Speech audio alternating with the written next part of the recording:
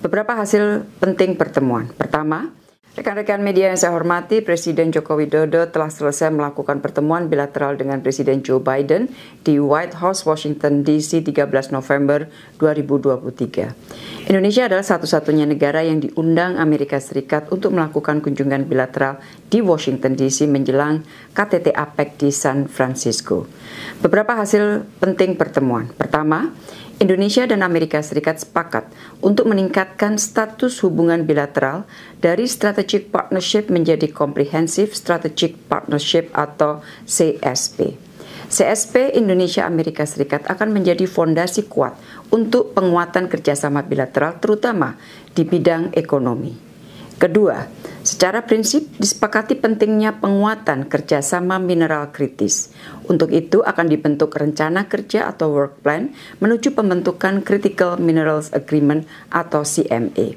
Jika CMA sudah dimiliki, maka Indonesia akan dapat menjadi pemasok kebutuhan baterai EV di Amerika Serikat secara berkesinambungan untuk jangka panjang.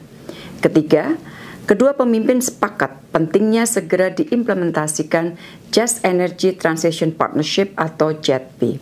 Presiden RI menyampaikan agar Amerika Serikat dapat mendukung upaya mempercepat transisi energi Indonesia termasuk program Early Retirement PLTU dan pengembangan jaringan transmisi dan distribusi kelistrikan Indonesia.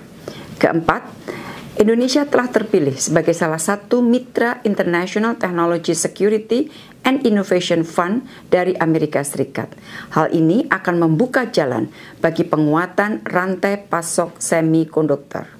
Kelima, untuk meningkatkan perdagangan, Presiden mengingatkan pentingnya perpanjangan GSP untuk Indonesia. Keenam, Amerika Serikat menyampaikan komitmen memberikan dukungan terhadap aplikasi Indonesia untuk menjadi anggota OECD. Selain kerjasama bilateral, kedua presiden juga membahas isu kawasan dan internasional, terutama situasi di Gaza. Presiden Jokowi menyampaikan posisi tegas Indonesia dan meminta agar Amerika Serikat dapat menggunakan pengaruhnya kepada Israel untuk menghentikan kekejaman di Gaza. Gencatan senjata oleh Presiden dinyatakan sangat penting untuk segera dilakukan dan bantuan kemanusiaan yang aman dan berkelanjutan dapat dilakukan. Serta proses perdamaian menuju two-state solution berdasarkan parameter internasional yang disepakati dapat segera dimulai kembali. Presiden RI juga menyampaikan hasil keputusan KTT luar biasa OKI yang baru saja diselenggarakan di Riyadh 11 November yang lalu pada saat pertemuan dengan Presiden Joe Biden. Presiden Jokowi menyampaikan bahwa posisi negara OKI sangat solid dan tegas agar Israel segera mengakhiri kekejamannya di Gaza. Rekan-rekan media yang saya hormati, dari kunjungan ini telah disepakati 6 dokumen kerjasama G2G, termasuk kesepakatan pembentukan Comprehensive Strategic Partnership, kerjasama di bidang kesehatan, ESDM, maritim, dan kebudayaan.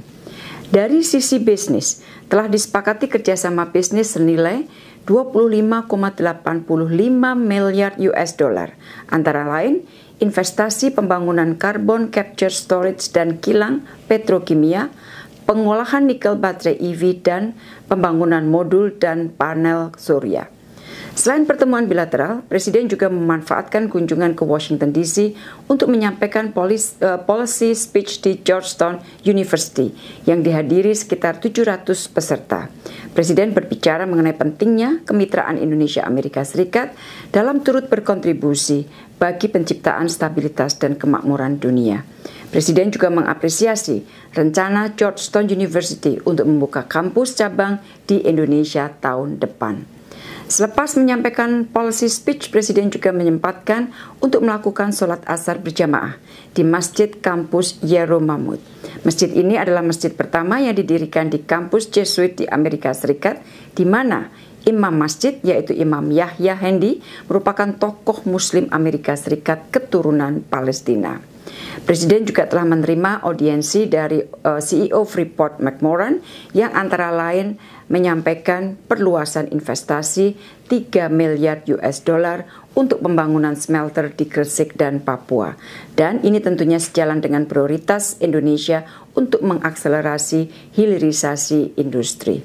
Rekan-rekan media yang saya hormati, setelah dari Washington, Presiden akan menuju ke San Francisco untuk menghadiri rangkaian KTT APEC, IPEF Leaders Meeting, dan berbagai kegiatan lainnya, termasuk pertemuan bisnis dengan berbagai pengusaha Amerika Serikat. Demikian yang dapat saya sampaikan. Terima kasih.